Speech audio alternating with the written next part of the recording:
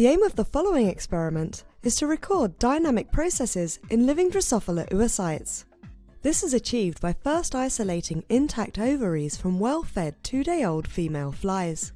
As a second step, individual ovarioles are extracted from the ovaries to image the egg chambers. Then, if they express an appropriate fluorescent protein, individual egg chambers may be imaged directly, or may undergo further manipulations such as microinjection of fluorescent markers prior to imaging. Ultimately, through analysis of the movie sequences, the dynamic interaction of intracellular components can be revealed. This method has helped us answer some key questions in the field of RNA transport and localized translation.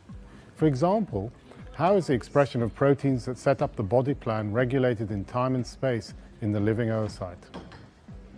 Generally, individuals new to this method will struggle because it requires considerable speed and dexterity. But with practice, better results will be achieved. Visual demonstration of this method is critical as the manipulations of the egg chambers are difficult to convey in text, and because patience, technical expertise and sure hands are needed.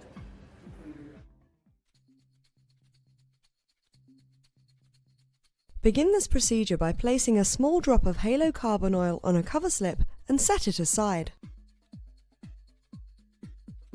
Then, anesthetize the prepared flies with carbon dioxide. Use a sharp, fine-nosed forceps to grasp a fat female fly at the anterior of the abdomen. Do not grasp in the center of the abdomen. Hold the female roughly 2 to 3 centimeters above the prepared cover slip. Using a second pair of forceps, remove the tissue at the extreme posterior of the female.